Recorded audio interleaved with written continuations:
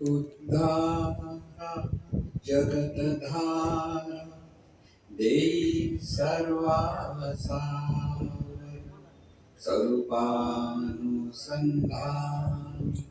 चित्तरमो निरंतर काम क्रोधाधिक थारा निरोन च अंतरी अखंडित वसोचित्ति तू सनंता सर्वांतरी शरीरी घरीदारी कन्या पुत्रादि परिग्रही अनासक्त असोचित आसक्त त्वदनुभवी मिळो धन मिळो मान मिळो लौकिक आगळा सोडवी हा परिमद मोह पाशांतुनी गळा असो भोग असो त्याग असो विद्या असो कला अविट पद पदमांची भाव भक्ती दे सगळा चराचर दिव्य रूप दिसो बाहेर अंतरी सर्वांचे भले व्हावे उच्चारो मन वैखरी मी माझे मावळो सर्व तू तुझे उगवता मी तूपणा जगन्नाथा ओ एकची तत्वता देव भक्त से द्वैत अद्वैत न खंडिता दाखवी देवानंदा प्रार्थना ही तुला सद्गुरुनाथ महाराज सद्गुरु परिमावली मातोश्री मायांना प्रथम कृतज्ञपूर्वक वंदन आणि आपण सर्व सद्भक्त सत्साधक आपण सर्वांना आदरपूर्वक नमस्कार. आपण इतके प्रेमाने उत्साहाने हा सोहळा साजरा करण्यासाठी एकत्र जमलेला आहात. त्याबद्दल मी तुम्हा सर्वांचा अत्यंत ऋणी आहे. तुमच्या दृष्टीने हा वाढदिवस आहे ते म्हणाले ज्ञानाचा वाढदिवस आहे. आपापल्या भावनेतून प्रत्येक जण इथे आलेले आहात. पण एक महत्वाचा मुद्दा असा आहे की सद्गुरूंनी आपल्याला हे जे ज्ञान सहजपणे दिलेलं आहे आणि ते ज्ञान म्हणजे सद्गुरूंच्या ज्ञानाचा हा मार्ग तुमच्यापर्यंत पोहोचवण्याचा ज्ञान पोहोचवण्याचा प्रयत्न करतो आहे. हा महत्वाचा मुद्दा लक्षात ठेवायचा. हे सगळं ज्ञान आहे ते सद्गुरूंचंच आहे. सर्व साधना सद्गुरूंच्याच ज्ञानावर अधिष्ठित आहे. हे पहिलं महत्वाचं लक्षात. आणि म्हणून आपण सद्गुरूंच्या ज्ञानाचे वाहक आहोत. हे महत्वाचा मुद्दा लक्षात ठेवायचा की ज्यांना ज्यांना हे ज्ञान आकळायला लागेल. शब्दाने कळणं आणि आकळणं ह्याच्यात जमीन आसमानाचा फरक आहे. वाच्यार्थ आणि लक्ष्यार्थ असं म्हटलं जातं.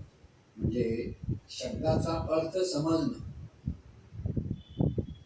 आणि त्यातून ज्ञानाचं गुह्य आत्मसात होणं, याच्यामध्ये जे अंतर आहे ते जेव्हा निरंतर होतं तेव्हा साधका सिद्ध होतो. ह्या जगामध्ये आतापर्यंत अनेक माणसं जन्माला आली आहेत. पूर्वी आपण पाहतो सतयुग म्हणा, त्रेतायुग म्हणा, द्वापार युग, कलियुग, ही सगळी युग म्हणतो आपण. तिथे अनेक माणसं जन्माला आली, काही काळ त्यांनी जीवन जगले आणि त्याच्यातून पुन्हा आज ते आहेत की नाहीत असा प्रश्न पडतो मला. मी तिथे लय हा सतत ह्या मनुष्य देहातून हे जे जीवन प्रगट झालेलं आहे ते दोन प्रकार असतात. एक ज्ञानातून जीवन जगणारे आणि एक अज्ञानातून जीवन जगणारे असे दोन प्रकार आहेत. पुरुष स्त्री ही निसर्ग नियमित आहेत, ते दोन प्रकार आहेत. पण महत्वाचा प्रकार म्हणजे, कारण पुरुष म्हटलं तरी ती जाणीव असते आणि स्त्री म्हटलं तरी ती जाणीव असते. ज्ञानातून पाहिलं तर तिथे पुरुष आणि स्त्री ना आहे, ती फक्त ईश्वरी शक्ती आहे हा बोध आपल्याला सहज असायला हवा. तो आत्मसात होण्यासाठी आपल्याकडनं आपण सतत चिंतन करत आहोत. कारण हे सद्गुरूंचं ज्ञान आत्मसात होणं ही आपल्या जीवनाची गरज आहे, काळाची गरज म्हणण्यापेक्षा जे जे हे ज्ञान आत्मसात करण्याचा प्रयत्न करतात त्यांच्या जीवनाची ती नितांत गरज आहे. आणि त्या ज्ञानाच्या प्रेमापोटी तुम्ही इथे आलेला आहात. आणि म्हणून हे दोन प्रकार जे आहेत की ज्या काही लोक अज्ञानातच राहतात आणि अज्ञानातच एक दिवस त्यांच्या जीवनाचा लय होतो. ज्ञानी जे असतात ते ज्ञानातून जीवन जगतात आणि ज्ञानातूनच त्यांच्या जीवनाचा अखंड प्रवास चालतो, तिथे खंड नसतो. ह्या ज्ञानी आणि अज्ञानीमध्ये आणखीन एक तिसरा प्रकार येतो, म्हणजे जे अज्ञानी असतात त्यांना बद्ध म्हणतो आपण शास्त्राच्या भाषेत, म्हणजे बांधले गेलेले, अज्ञानाने बांधले गेले त्यांना बद्ध म्हणतात आणि अज्ञानातून सुटले त्यांना सिद्ध म्हणतात. असे दोन प्रकार आपण आता म्हटले आहेत. त्यामुळे हे जे बद्ध किंवा अज्ञानी हा जो प्रकार आहे त्याच्यामध्ये काही अज्ञानातच क्रममाट झालेले असतात, त्यांना ज्ञान नको असतं. पण सद्गुरु कृपेने किंवा सद्गुरूंच्या ज्ञानाचा जो गंध लाभतो ह्या अज्ञानी जनातल्या काही लोकांना, ते हे ज्ञान मिळवण्याचा जो अभ्यास करतात असा हा तिसरा प्रकार अभ्यासू साधकांचा असतो. म्हणजे बद्ध, साधक आणि सिद्ध अशा 3 लेवल आहेत. जीवनाचा हेतूच खरा प्रत्येकाचा, मग तो बद्ध असला तरी त्याला आत्मज्ञानाची अनुभूती यायला हवी. हे परत पुन्हा पुन्हा प्रत्येकाने लक्षात ठेवा. आज आपण प्रपंचामध्ये, आपल्या व्यापार व्यवसायामध्ये, नोकरीमध्ये किंवा निरनिराळ्या जबाबदाऱ्या सांभाळत असतो, वेळ मिळत नाही म्हणून तक्रार करत पण असतो. पण खरी तक्रार आपली अशीच असते की आपल्याला ती इच्छाच होत नसते. प्रत्येकाला आतून ज्यावेळी इच्छा निर्माण होते तिथे वेळ मिळाला, जोपर्यंत इच्छा नसते तोपर्यंत वेळ नसतो. कारण आपलं सगळं लक्ष आपल्या निरनिराळ्या जबाबदाऱ्यांमध्ये असतं. आणि त्यामुळे आजचा वाढदिवस म्हणजे ज्ञानाचं म्हणता येत नाही, कारण वेदकालीन ज्ञान आहे. याचा वाढदिवस कुठे साजरा करतो आपण? वेद ऋषीमुनीने हे ज्ञान त्यांच्याकडे पहिलं प्रकट झालं. खरं म्हणतात महादेवाकडे हे पहिलं ज्ञान प्रकट झालं. तिथून ऋषीमुनींकडनं परत म्हणजे वेदकालीन जो काळ होता तिथे हे ज्ञान प्रकट झालं. त्याच्यातून अगदी आतापर्यंत म्हणजे हजारो वर्ष म्हणा ते त्याहून अधिक लाखो वर्षापासून हे ज्ञान पुढे पुढे पुढे पुढे इथपर्यंत आलं, आपल्या सद्गुरूपर्यंत आहे आणि सद्गुरूपर्यंत आपल्या हातामध्ये गेलेले आहे. म्हणजे देह येतात आणि देह जातात, पण ज्ञान मात्र तिथे वाहत असतं, लक्षात ठेवा. म्हणून ते एका कोणाचं जे ज्ञान आहे अशी तिथे मक्तेदारी कोणच सांगत नाही. म्हणजे जे ज्ञानी असतात ते म्हणत नाही मी ज्ञान. म्हणून असं म्हटलं जातं की मला ज्ञान कळलं असं जो म्हणतो त्याला काहीच कळलं नाही, आणि जो म्हणतो मला काही कळत नाही तो ज्ञानी असतो. म्हणजे तुम्हाला कळत नाही म्हणायला बिनधास्त म्हणायचं का आपण ज्ञानी आहोत. त्याचा आता वाच्यार्थ म्हणजे वरचा अर्थ काय, जो म्हणतो मला ज्ञान कळलं त्याला काही कळलेलं नसतं, आणि जो म्हणतो मला काहीच कळत नाही त्याला ज्ञान कळतं. याचं गुह्यार्थ काय हा महत्वाचा असतो. जिथे मी येतो आणि मला येतं तिथे ज्ञान नसतं. महत्वाचा मुद्दा लक्षात. मला कळलं की मी साधना करतो, की मी हे ज्ञानी आहे असं जर कोण म्हणत असेल तर त्याला ज्ञान कळलेलं नाही. का? ज्ञानाचं गुह्यच हे आहे. ज्ञान म्हणजे आत्मज्ञान. त्याचं गुह्यच आहे ते मी आणि माझं उलटच काम आहे. जिथे मी आणि माझं उरलं तिथे अज्ञान आहे. म्हणून हे ज्ञान अनंत स्वरूपाकडून प्रत्येक ऋषीमुनी म्हणा कोणी म्हणा मानवी देहातून वाहत वाहत सद्गुरुकृपेने आपल्यापर्यंत पोहोचलेला आहे. ही ज्ञानाची गंगा आहे. त्याला वय नाही. किती वर्ष कसा वाढतो साजरा करणार त्या ज्ञानाचा आपल्यालाच माहित नाही कधी आलं. की पण ऋषीमुनीने पण हे सांगितलं की मी निर्माण केलं असं कोणी ऋषी म्हणत नाही. की बहुना त्याला अपौरुषेय असं म्हटलं. अपौरुष म्हणजे कोणी त्याचा करता नाही, ते वाहत प्रगट होत. जो साधक मनापासून प्रयत्न करतो तेव्हा ते ज्ञान किती प्रगट होत. लक्षात घ्या, प्रत्येकाच्या अंतःकरणामध्ये हा ज्ञानाचा झरा वाहतच असतो. आपण म्हणतो ना गंगा यमुना आणि सरस्वती देवी गुप्त आहे. तसं प्रत्येक साधकाच्या अंतःकरणामध्ये ही सरस्वती ज्ञानाची असतेच.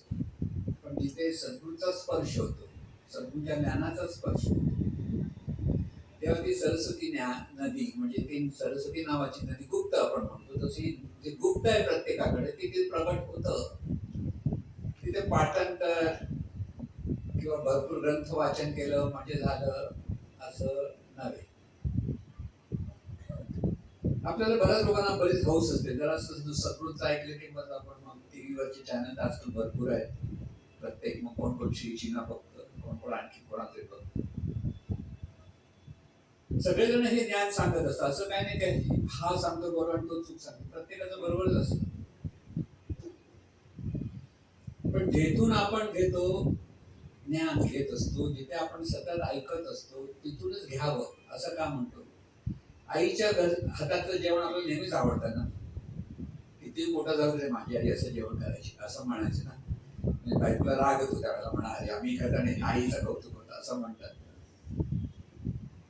तसं हे अंतःकरणात असलेलं जे ज्ञान आहे ते ज्ञान प्रत्येकाकडे आहे. फक्त ते प्रगट झालं. बाहेरून ते येत नाही, ते आतून फुलतं. लक्षात घ्या. बाहेरून जे आपण वाचन करतो, हे ऐकतो ते ऐकतो म्हणून त्याच्यातून शब्द भंडार जेव्हा आपल्याकडे जमा करतो आणि त्याच्यातून आपण सांगण्याचा प्रयत्न करत असतो, ते ज्ञान आपण त्याचं प्रदर्शन करत असतो. आणि ते ज्ञान फक्त विद्वत्तेचं जर असेल तर त्याची प्रगती होत नाही. कारण विद्वत्तेमध्ये अहंकार असतो. महत्वाचा मुद्दा लक्षात इथे ह्या ज्ञानातून विनम्रच व्हायला लागतं. कारण ते आपलं नाही की ते माझं नाही. आतून जेव्हा तुम्हाला कळायला लागेल, त्या साधकाला कळायला लागेल, ते हे ईश्वरी ज्ञान आहे. तिथे कोणाचीच मक्तेदारी नाही, तिथे कोणाचं स्टॅम्प नाही. हे सर्व सद्गुरु कृपा आपण म्हणतो की ईश्वराची कृपा म्हणतो. त्या ईश्वरी कृपेचा तो प्रसाद आहे. मग वाढदिवस कोणाचा? ज्ञानाचा वाढदिवस. तुम्ही म्हणाल जाणीवेचा वाढदिवस. आता जाणीव सगळ्यांना मला वाटतं कळते, इथे आलेल्या सगळ्यांना कळते. जाणीवेला वय नाही. तेव्हा 74 वर्ष या जाणीवेला झाले. जाणीवेला काही वय नाही.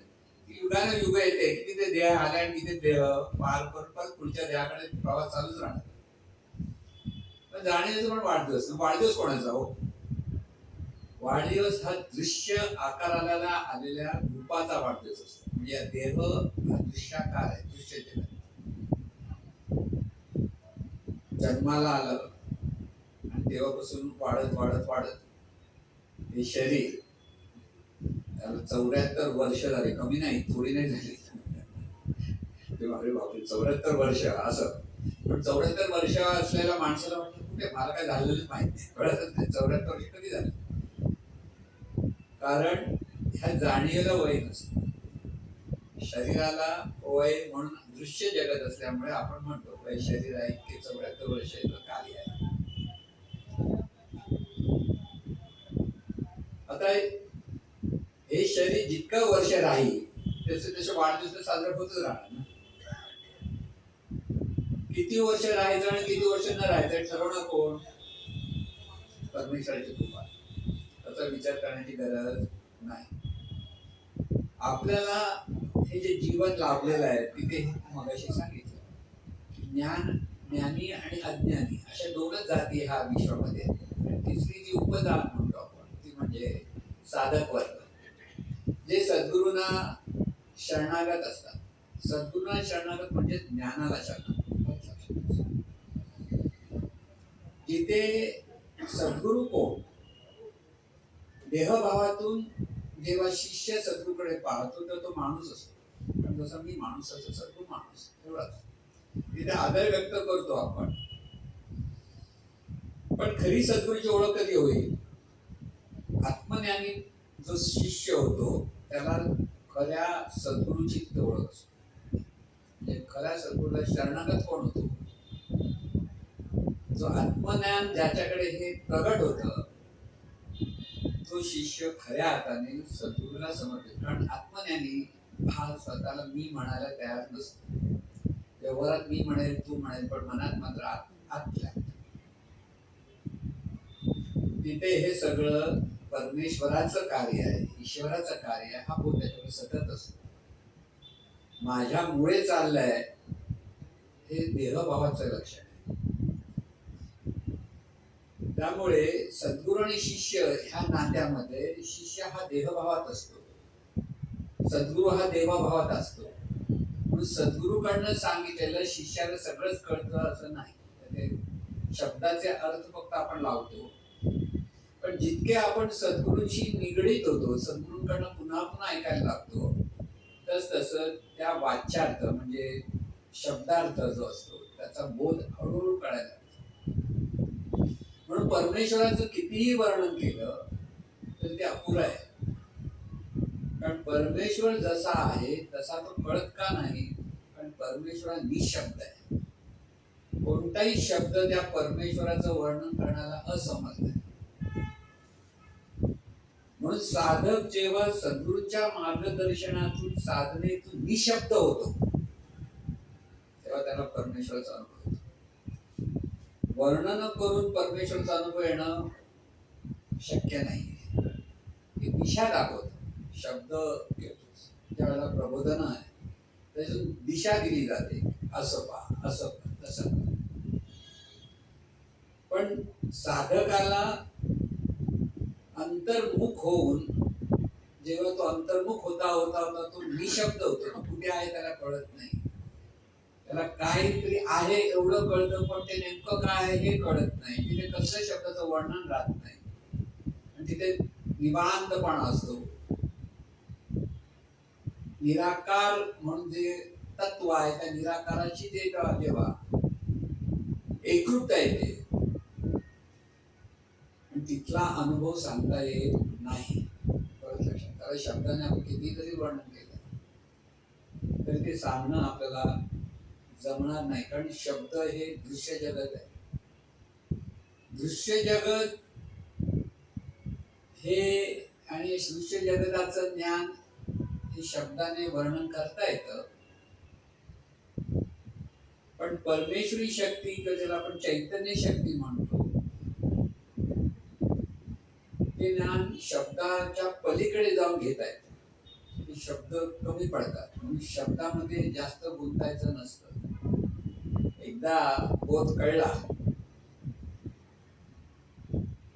तर साधकाने सतत साधनेतून अंतर्मुख होऊन निशब्द होण्याचा प्रयत्न करत असतो. निशब्द म्हणजे कोणते शब्द ते उडत नाही, पण अनुभव मात्र असतो. म्हणून परमेश्वराचा अनुभव घ्यायचा असतो. तो तो कोणत्याही ज्ञानेंद्रियाने त्याला पाहता येणार नाही, जाणता येणार नाही. म्हणून असं हे जे ज्ञान आहे, परमेश्वर कसा आहे सोप्या भाषेत समजून घ्यायचं, तो आपल्या अवतीभोवती आहे. संत नेहमी सांगतात बघा, साईबाबा वगैरे विद्येत राहणार, शिवाय विदेच आहे असं म्हणायचे. स्वरूपानंदांना विदेच आहे, इथे जाऊन ते म्हणजे काय ध्यान ती तिथे आहेत नाही, ते चैतन्य स्वरूप झालेले असल्यामुळे ते चैतन्य स्वरूपाच्या अंगाने ती तिथे आहे. आणि त्या अंगाने जेव्हा एखादा भक्त त्यांचं स्मरण करतो त्याला त्याचा परिणाम मिळतो. ही वस्तुस्थिती आहे. संतांच्या ठिकाणी जेव्हा आपण नतमस्तक होतो, तिथे ज्या क्षणी आपला मीपणा बाजूला सरतो त्या क्षणी संतांची किंवा सद्गुरूंची कृपा आपल्याला होत असते. पण हा मीपणा क्षणासाठी दूर होतो आणि परत येऊन चिकटतो आणि तिथे परत साधन गडबड करतो. हे असं कसं झालं, कधी कधी बरं वाटतं, कधी कधी बरं वाटत नाही म्हणतो आपण. हा जो मीपणा किंवा जो अहंकार आहे, तो अहंकारापासून मुक्त होणं ही साधनेची पायरी आहे. म्हणजे तीच पहिली पायरी, बाकीच्या गोष्टी लांब आहेत. की ज्याचा मीपणा गळला त्याला परमेश्वर कळला. तुकाराम महाराज पण ते सांगितलं, अहंकार गेला तुका म्हणे देव झाला. म्हणून आपलं परीक्षण निरीक्षण कुठे असलं पाहिजे साधकाचं, अहंकार कसा मध्ये मध्ये डोकावतो हे पाहता आलं पाहिजे. आपल्या बोलण्यातून वागण्यातून मध्ये मध्ये हा अहंकार डोकावतो आपल्याकडे. डोकावतो म्हणजे खरं म्हणजे जबरदस्ती घुसलेला असतो. नको म्हटलं तरी तो तुम्हाला, तुम्ही म्हणा नको म्हटलं तरी तो येऊ चिकटतो. म्हणजे काही काही पाहुणे मंडळी असतात लोक जा म्हणतो, तू जात नाही, घरी जात. तसं हे जे अज्ञान आहे, अहंकार म्हणजेच अज्ञान, त्याला अविद्या म्हणतात. मीपणातून आपण सहजपणे जीवन जगतो आणि मीपणातून जीवन जगताना आपलं सगळं जे जीवन आहे व्यवहाराच्या अंगाने, मानपानाच्या अंगाने, समृद्धीच्या अंगाने, ऐश्वर्याच्या अंगाने, तिथे आपण यशाची तुलना मोजत असतो. यावर्षी मी एवढी प्रॉफिट केलं, यावर्षी एवढा मला पगार मिळाला, यावर्षी माझी प्रॉफिट झाली, त्यावर्षी हे झालं. तिथे आपण जास्त गुंतलेलो असतो. पण खरं आपल्याला लक्ष कुठे ठेवलं पाहिजे, आपला अहंकार किती कमी झाला ह्याचा हिशोब केला. 74व्या वर्षी पण अहंकार आहे म्हटलं तर काय उपयोग. निरीक्षण परीक्षण आपण आपलं प्रत्येकाने असं करावं. वाढदिवस झाला म्हणजे काय झाला, अहंकार कमी होण्याचा दिवस किती झाला, किती पर्सेंट अहंकार कमी झाला. तो अहंकार कधी होणार, ज्ञानाचं सतत चिंतन केल्याशिवाय तो होणार, कमी होणार नाही. अहंकार समजून टाकता येत नाही, तर बरं झालं तर काढून टाकला. तो टाकल्यासारखा वाटतो तितका जास्त चिकटलेलाच असतो. आणि त्यामुळे तिथेच साधक फसत असतो. साधक फसतो म्हणतो तिथेच, की जरासं कोणी कौतुक केलं की जरासं बरं वाटलं की लगेच तिथे लक्षात ठेवायचा हा अहंकार आहे. तिथे आपल्याला ह्या ज्ञानातून म्हणजे हे जे अनंत स्वरूप आहे म्हणून परमेश्वराचा अनुभव काय घ्यायचा आहे. आपल्या अवतीभोवती हे चैतन्य स्वरूप आहेच. जसं पंचमहातत्व आहे, आकाश तत्व, वायू तत्व, तेज तत्व, जल तत्व, हे आपल्या अवतीभोवती. आपलं शरीर पण पंचमहाभूतांचं आहे आणि आपल्या बाजूला ह्यांचा परत पसारा आहे, आपल्याला ते भेटू नये. आणि ह्या सर्वांना व्यापून जे आहे त्यालाच आपण परमेश्वरी शक्ती म्हणतो. तोच परमेश्वर. म्हणजे परमेश्वर म्हटलं की तो निर्गुण निराकार आहे, पहिलं लक्षात घ्यायचं. निर्गुण आहे, त्याला मूळ स्वरूप जे म्हणतो परमेश्वर, त्याच्या ठिकाणी सगुण निराकार तत्व प्रगट होतं. त्याला रामदास स्वामी मूळ माया म्हणतात. माया म्हणजे आपण वेगळा जिथे बदल होतो तिथे माया होते. सहज शांत होतं, स्थिर होतं, आनंदाने होतं, सगळं काही होतं, पण एकटं होतं. तिथेच आपणच आपल्याला अनुभवावं अशी प्रेरणा जी निर्माण होते त्यालाच आपण म्हणतो सगुण निराकार. म्हणजे जे निर्गुण निराकार म्हणजे केवळ असणेपणाने असतो. जसं गाढ झोपी आपण झोपलेलो असतो तर आपण काय असतो, केवळ असतो. कोण काही बोललं तरी काही फरक पडत नाही. कौतुक करा किंवा अपमान करा, काही फरक पडतो का नाही. पण जराशी जाग येते, किंचितशी. बघा, गाढ झोपून जराशी जाग झाल्यावर आपण पटकन सगळीकडे जाणण्याचा प्रयत्न. तर ती जी अवस्था असते त्याला परमेश्वराच्या ठिकाणी सगुण निराकार ही अवस्था. आणि हे सगुण निराकार तत्व अनंत रूपाने प्रगट आहे. म्हणजे परमेश्वर कुठे आहे? जिथे तुम्ही पाहता तिथे कृपा रूपाच्या अपेक्षेत तो परमेश्वरी शक्ती आहे. रूप बाजूला गेली तरी ती परमेश्वरी शक्ती आहे. आणि म्हणून हा परमेश्वर हे ज्ञान आपलं सतत असलं पाहिजे की सर्वत्र ही चैतन्य शक्तीच आहेच, प्रत्येक रूपारूपामध्ये आहेच. फक्त आपल्याला आवडतात ती माणसं फक्त देव आहेत, ईश्वरी शक्ती असं नाही. जो आपल्याशी भांडतो, आपल्याशी निंदा करतो, तो ईश्वरच आहे. मग आपल्याला लक्षात येतं तो भांडला आहे, त्याने निंदा केली तरी आपल्याला काही निंदा करायची नाही, कारण तो ईश्वर आहे. हा बोध जर घट्ट झाला, दृढ झाला, तर कोण समोरचा कसा वागेल त्याच्यावर तुम्ही सुखी दुःखी होणार नाही. परावलंबी आहे. हे सुख समोर बोलला तर चांगलं कौतुक मला सुख मिळालं, त्याने निंदा केली मला वाईट वाटलं, मनाचं काय ऐकत असेल तर आपल्याला बरं वाटतं, नाही ऐकलं तर राग येतो. कारण तिथे ईश्वरी शक्ती आहे ह्याचा आपल्याला विसर असतो आणि तो आठव पुन्हा पुन्हा द्यावा लागतो. एका बाजूने परमेश्वर सर्वत्र आहे, सर्वव्यापी आहे, आणि तोच परमेश्वर अनुभवायचा असेल तर आपल्याला अंतर्मुख व्हावं लागतं. म्हणजे आपल्याच ठिकाणी जाणीवेचं मुख जाणीवेकडे वळवावं लागतं. आज आपली जाणीव आहे ती पंच ज्ञानेंद्रियाच्या द्वारे विश्वाला सन्मुख आहे. विश्वामध्ये सतत आपण पाहतो, पण आपण पाहतो म्हणजे कोण पाहत आहे इथे आपलं लक्ष नसतं. तिथे लक्ष असतं म्हणजे मी देह ह्या भावात आपण जे पाहतो आणि त्याच्यातच आपण इतके रममाण झालेले असतो. तीच अज्ञानाची अवस्था आहे आणि त्याच्यात आपल्याला पलीकडे जायचं. म्हणून पाहतं कोण, जाणतं कोण, कोणामुळे जीवन चाललंय, हे चिंतन जितकं आपल्याकडे व्हायला लागेल तिथं त्याला विवेक जागृत झाला. विवेक जागृत झाला की सगळं जीवन दोन्ही बाजूनी बघायला गेलं तर आपल्याच ठिकाणी असलेल्या ह्या दिव्यत्वाचं स्मरण, दिव्यत्वाची जाणीव, ह्या जाणीवेलाच व्हायला हवी. तेव्हा त्या जाणीवेच्या ठिकाणी असलेल्या ईश्वरत्वाचा अनुभव निशब्द अवस्थेत प्राप्त होतो. निशब्द, ते कसं वर्णन करता येत नाही. त्या अनुभूतीतून जेव्हा आपण परत विश्वाकडे पाहतो तर प्रत्येक ठिकाणी जसं इथे ईश्वर जागृत झालं, इतरांकडे तो जागृत नसला तर तिथे ईश्वर आहे. ती सरस्वती ज्ञानाची ती प्रत्येकाकडे आहे, कुठे नाही त्याचं समजून येईल.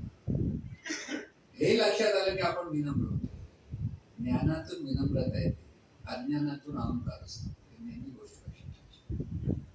म्हणून विद्वत्तेचा कोण जर अभिमान धरत असेल तरी तो अहंकार असतो. म्हणून ज्ञान महत्वाचं आहे. म्हणून सद्गुरूकडे आल्यानंतर सद्गुरूंचं ज्ञान जेव्हा आपण ऐकतो आणि त्या ज्ञानाने जेव्हा आपण प्रभावित होतो तेव्हा सद्गुरूच्या अधिक जवळ जाण्याचा प्रयत्न करतो. म्हणून ज्ञानावर श्रद्धा पाहिजे. श्रद्धेशिवाय ते होत नाही. सद्गुरूवर पण श्रद्धा पाहिजे आणि सद्गुरूच्या ज्ञानावर श्रद्धा पाहिजे. ही जेव्हा ज्ञानावर श्रद्धा जितकी दृढ होत जाते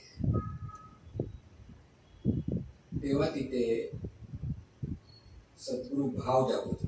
पहिला सद्गुरु भाव जागृत होतो. सद्गुरूकडनं आपल्याला ज्ञान मिळते. सद्गुरूंच्या प्रती सद्गुरु भाव म्हणजे देवभाव निर्माण होतो. सद्गुरूच्या ठिकाणी जे दिव्यत्व आहे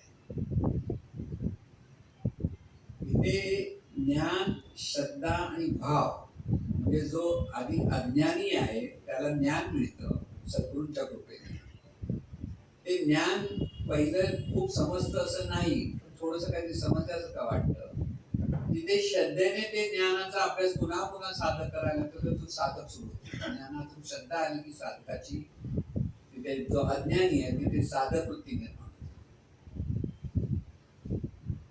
त्या श्रद्धेतून प्रथम येतो तो सद्गुरू भाव, आणि सद्गुरूंच्या ज्ञानातून परत त्याचा अनुभव येतो, तोच आपण देह नाही हा भाव आपल्याला कळतो. आपण देह आहोत हे जे आतापर्यंत आपण समजत होतो, ते आपण देह नाहीये, या देहाच्या पलीकडे आपण. देह हे माध्यम आहे आणि हे देह म्हणजे मी नाही, हे जर स्पष्ट आपल्या लक्षात येईल त्यावेळेला खरी ज्ञानाची सुरुवात होते. ज्ञान प्राप्त करण्याची जी आपल्याला तळमळ होते ते तिथे होते की हे ज्ञान आपल्याला आत्मसात झालं पाहिजे. म्हणून ही तळमळ उमटली पाहिजे की इथे सद्गुरूंप्रती अत्यंत श्रद्धा, सद्गुरूंप्रती देवभाव, सद्गुरूंप्रती निष्ठा जेव्हा साधकाच्या ठिकाणी होते तर त्याचं भावाचं रूपांतर त्याच्याकडे भानामध्ये पाहिलं, कारण त्याला ज्ञान कळायला. भान काय? जाणीवेचा अनुभवणं. पंच ज्ञानेंद्रियाशिवाय जाणीवेला अनुभवतं त्याला म्हणतात भान. म्हणून भावाचं रूपांतर म्हणजे भाव आणि भान हे दोन्ही साधनेचे प्राण आहेत आपण म्हणतो. म्हणून इथे ज्या पायऱ्या सांगितलेल्या आहेत ते लक्षात ठेवायचे. प्रथम ज्ञान, ज्ञानातून श्रद्धा, श्रद्धेतून भाव, भावातून भान. अंतर्मुख होण्याची ही प्रक्रिया आहे. अंतर्मुक्त आहे भान म्हणजे अंतर्मुख. भाव आणि भान जेव्हा परिपक्व होतात तेव्हा त्याचं रूपांतर अनुसंधानात होतं. म्हणजे डोळे उघडे करून सुद्धा सर्वत्र पाहताना सतत सहज स्मरणातून तो साधक हे जाणीवेचं कार्य आहे, ईश्वराचं कार्य आहे, परमेश्वराचं कार्य आहे, याचा अनुभव घ्यायला. म्हणून अनुसंधान ही आणखी पुढची पायरी आहे. अनुसंधानात फक्त देवाला पीत राहणं आणि देवाच्या अनुभूतीतून सगळं कार्य करणं एवढंच करावं लागतं. दुसरं काही करायची गरज नसते, काही होणंच नसतं. फक्त जे परिस्थिती येते, जे आपल्या समोर जे येतं हे ते परमेश्वराचं कार्य आहे, परमेश्वराची इच्छा आहे. ह्या भावात साधक सहज आनंदात जीवन जगायला, त्याला तिथे सुख दुःख राहत नाही. अडीअडचणी आल्या तर त्याच्यावर त्याला दुःख होत. तो सहजपणे परमेश्वराचं कार्य हा भाव. जोपर्यंत हे येत नाही, देहभावात असतो, त्याला प्रत्येक परिस्थितीमध्ये अनुकूल परिस्थितीत खुश होतो. प्रत्येक परिस्थितीत टेन्शन येतं वगैरे. आपण म्हणतो टेन्शन आलंय, बऱ्याच लोकांना टेन्शन असतं बऱ्याच गोष्टी, कारण जिथे देहभाव असतो टेन्शन असतं. म्हणून त्याच्यातून मुक्त व्हायचं. आपल्याला मुक्त व्हायचं म्हणजे कार्य सोडायचं नाही, व्यापार सोडायचा नाही, नोकरी धंदा सोडायची नाही, ते सगळं करायचं आहे, पण ते परमेश्वराच्या स्मरणातून करता आलं. म्हणजे परमेश्वराचं कार्य आहे, या स्मरणातून करायचं आहे. आणि हे स्मरण जोपर्यंत आपल्याला सतत घेता येत नाही तोपर्यंत अभ्यास आपला चालू राहिला पाहिजे. अनुसंधान होईपर्यंत, स्थिती मिळेपर्यंत आपल्याकडनं हा अभ्यास पुन्हा पुन्हा झाला पाहिजे. आपली अशी मनस्थिती असते, जरासं काहीतरी आपल्याला चांगलं मिळालं आपण खुश होतो, हा परमेश्वराने दिलं, आपल्याला सदून दिलं. आणि परत काही बिघडलं की परत निराश होतं, अरे काय झालं. जोपर्यंत देहभाव आहे आणि अहंकार आहे तोपर्यंत येणं जाणं चालू राहील. पण ज्या क्षणी तुम्ही सद्गुरु स्वरूपाशी जेव्हा एकरूप होता की मी म्हणणारी जाणीव तिथे मी नाहीच आहे, तिथे ईश्वरी शक्तीच आहे की आत्मतत्वच आहे की परमात्मा तत्वच आहे. ह्या भावात जेव्हा साधक जीवन जगायला लागतो त्याला म्हणतात माणूस. म्हणून अनुसंधानातला ज्ञानी त्याचं सगळं जीवन प्रेममय असतं. त्याच्या कक्षेत येणाऱ्या प्रत्येकाबद्दल त्याच्या ठिकाणी प्रेम असतं. हे प्रेम समोरच्या प्रत्येकाचं भलं व्हावं, कल्याण व्हावं, उद्धार व्हावा ह्यासाठी असतं. आणि ह्यासाठी आपलं प्रत्येकाचं जीवन आहे. आपणही सुखी व्हायचं आणि इतरांना सुखी होण्याच्या प्रयत्नात यशस्वी जीवनाची गुरुकिल्ली आहे असा शिल्पकारांनी पहिल्या पानावर सत्पूर्वी मांडलेलं आहे. आपल्यालाही हे आत्मज्ञान अनुभवता आलं पाहिजे आणि ते आत्मज्ञान सर्वांना मिळालं पाहिजे. इथे आत्मज्ञानी पुरुषाची सतत प्रयत्न असतो. तो समोरच्या ठिकाणी इतके प्रयत्न करतो की हा कोणता कोण कुठलं नातं नाही काय नाही, तर तो एवढं प्रेम कसा करतो? कारण ती अनुसंधानाचा तो स्वभाव आहे, आत्मज्ञानी पुरुषाचा तो स्वभाव होता. त्यामुळे त्याच्या कक्षेत येणाऱ्यांचं प्रत्येकाचं भलं व्हावं सहज प्रेरणा निर्माण होते. जितके साधक अत्यंत प्रेमाने कृतज्ञतेने सद्गुरू स्वरूपाशी एकरूप होण्याचा प्रयत्न करतात त्यांना हे सगळं ज्ञान ही शांती सहज मिळते. म्हणून दरवर्षी वाढदिवस साजरा करायला हरकत नाही. देहाचा वाढदिवस साजरा करा, पण जाणीवेच्या अपेक्षेत आपण आपला अहंकार किती कमी झाला आहे त्याचं थोडस निरीक्षण परीक्षण करता आलं पाहिजे. कारण एकत्र येऊन आपण जे करतो आहोत त्याच्या मागे पण महत्वाचा बोध लक्षात ठेवा. इथे सत्संग निर्माण झाला पाहिजे. एकटा माणूस जीवन जगू शकत नाही. आत्मज्ञानात परमेश्वर पण एकटा होता, मग अनेक होण्यासाठी अनेक रूपाने प्रकट झाला असं म्हणतात. तसं आत्मज्ञानी संत एकांतामध्ये सुखीच असतो, त्याला काही फरक पडलेला नसतो, पण लोकांतामध्ये सर्व सुखी होण्यासाठी तो प्रयत्न करतो. हे त्याचा स्वभाव असतो सर्व. आणि त्यासाठी त्याला संघ निर्माण करण्याची, सत्संग निर्माण करण्याची एक प्रेरणा असते.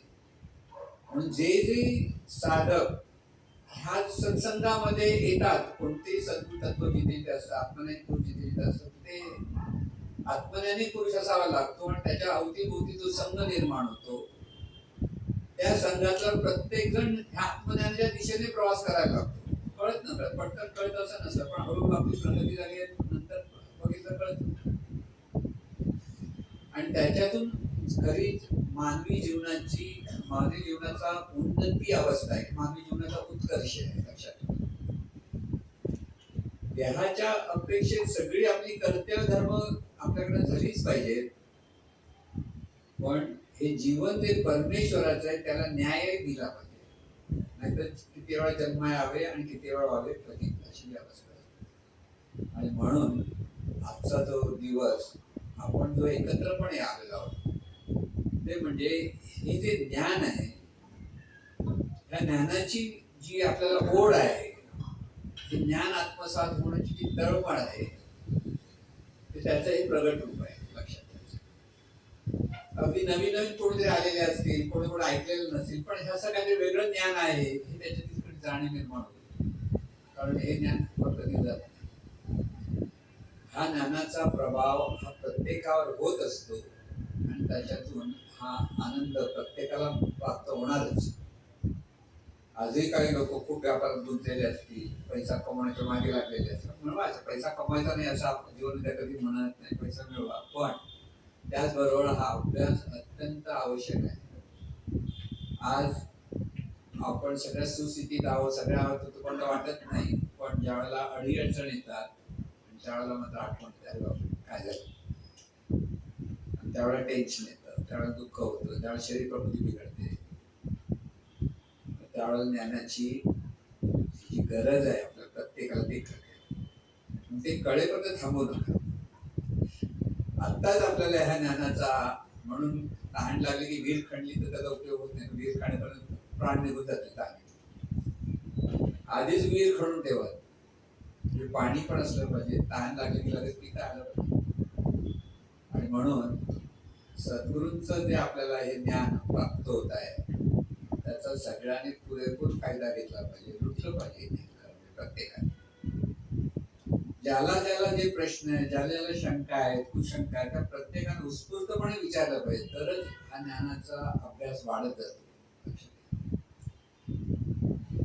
सद्गुरूंकडून सुद्धा त्या ज्ञानाचा विकास कशामुळे होतो? प्रश्न विचारल्यानंतर एक एक एक कंगोरे जेव्हा ते फुलत जातात तेव्हा समोरच्याला ज्ञान होतं आणि हे सद्गुरूचं ज्ञान जो मार्गदर्शन करतो त्याच्याकडे त्याची प्रगती होते. म्हणून ही चर्चा झाली पाहिजे, इथे सतत चिंतन व्हायला पाहिजे, इथे सतत ही चळवळ निर्माण झाली. मग आपण त्याला म्हणतो ईश्वरी चळवळ, असं आपला म्हणतो ईश्वरी चळवळ. प्रत्येकाच्या अंतरंगामध्ये ही चळवळ निर्माण झाली पाहिजे की इथे ईश्वरी शक्तीचा आपल्याला अनुभव घेता आला पाहिजे. आपल्याला गरज लागेल तेव्हा आपण ईश्वराचा धावा करू, उपयोग नाही.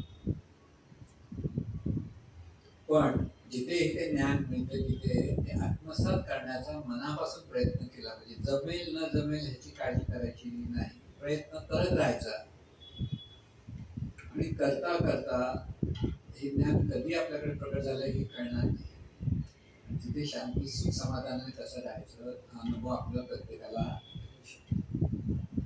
आणि म्हणून आजच्या वाढदिवसानिमित्त तुम्ही सगळेजण एकत्र आलेले आहात. हे आपण सर्व एक संघ आहोत हे लक्षात ठेवा. जसे सूर्य आणि सूर्याचे किरण असतात तसं सद्गुरू हा सूर्य आत्मसूर्य आहे, त्याची आपण सगळे किरण आहोत. ही किरण एकमेकाला प्रकाश देण्यासाठी उपयुक्त ठरली. आपली माझ्यापुरती पाहिजे आत्मज्ञान प्रगट नाही होणार. ते सर्वांना मिळालं पाहिजे, सर्वांचा सन्मान झाला पाहिजे, सर्वांबद्दल आपलेपणा निर्माण. सत्संगामध्ये जेव्हा आपला आपलेपणा निर्माण होतो तेव्हा आपण अधिक व्यापक होतो. ह्या ह्याच्यातून आपण व्यापक होतो. सर्वांप्रती जेव्हा आपल्याकडे आपण दृष्टी प्रत्येकाकडे जाते आणि प्रत्येकाकडे जाताना एक आपलेपणा जेव्हा त्या दृष्टीमध्ये असतो तिथे जाणीवेचं व्यापकत्व आहे. साधनेमध्ये सूक्ष्मत्व जाणायचं आणि लोकांमध्ये व्यापकता अनुभवायचं.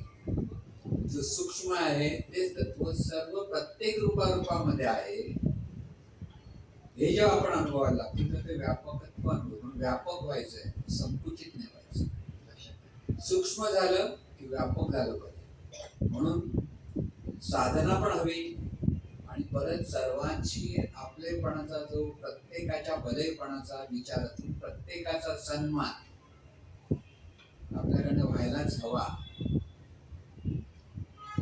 कोणतेही सत्संगात असलेल्या लोकांना जो मार्गदर्शक होतो ते हेच सांगणार शेवटी. कारण आपापल्या असलेल्या आपलेपणामध्ये एकमेकाबद्दल असलेला जो द्वेष मत्सर असतो तो आपल्या साधनेसाठी मोठा अडथळा असतो, आत्मज्ञानासाठी मोठा अडथळा असतो. त्यासाठी प्रॅक्टिकली आपापल्यापणात आपण म्हणतो आपण अमुक भाषा आपलं पटतं, अमुक कसं पटत नाही, हा जो भेदभाव आपण करतो त्याच्यातून साधकाला मोठा धोका आहे. त्याला सत्साधक आहे त्याला सगळे आपलेच वाटले पाहिजे आणि सगळ्यांचं भलं झालं. आपल्या सद्गुरूंना सगळे आपलेच वाटत. आपण कुठे होतो जात होतो, कुठं ऐकायला जायचो, पण त्यांच्यामुळे आपल्याला ही आवड निर्माण झाली, त्यांच्यामुळे आपण हे ज्ञानाकडे वळलो. तसं प्रत्येकाला हे ज्ञान पुढे पुढेच गेलं पाहिजे. असं नाही की थांबणारं ज्ञान नाही. आता काही लोक घेत नाही म्हणून ते संपणार आहे का? नाही, ज्ञानाचा उदय पुढे चालूच राहणार आहे. पण ह्या ज्ञानगंगेमध्ये आपल्याला आपण पवित्र करून घेतलं पाहिजे. तिथे गंगा पवित्र करते की नाही हा संशोधनाचा विषय ठरलेला आता, पण ज्ञानगंगा मात्र आपल्या मनाला पवित्र करेल हे मात्र 100% खरं आहे. आणि हे सर्व ज्ञान आपण सर्वांना मिळवू आणि असेच आपण एकमेकाशी प्रेमाचे संबंध जोडून राहू. तिथे आनंदाने एकत्र राहून हा आनंद अधिक द्विगुणित करता येईल. त्यावेळेला खरी ह्या ज्ञानाची कसोटी लागली हे लक्षात येईल. प्रत्येकाच्या ज्ञानाची कसोटी आपल्या ठिकाणी प्रत्येकाबद्दल किती आपलेपणा जागा झाला याचा हिशोब जर प्रत्येकाने केला तर आपल्याला लक्षात येईल की आपण किती प्रगती करतो. जिथे आपण थोडे मागे पुढे करायला लागलो की आपलं ज्ञान घसरलं म्हणून समजतो. हा निसरडा प्रवास आहे, कधी पाय घसरेल ते सांगता येत. म्हणून प्रत्येक पाऊल आपलं सद्गुरू सद्गुरूंच्या स्मरणातून पुढे टाकायचं, म्हणजे हे ज्ञान अधिक अधिक आत्मसात होत जाईल आणि प्रत्येकाचं पोट कल्याण होईल आणि सर्वांचं पोट कल्याण हो ही सद्गुरूचरणी प्रार्थना. हे ईश्वरा सर्वांना चांगली बुद्धी दे, आरोग्य दे, सर्वांना सुखात आनंदात ऐश्वर्यात दे, सर्वांचं भलं कर, कल्याण कर, रक्षण कर आणि तुझे बोलना मुखात खंड राहो. सद्गुरुनाथ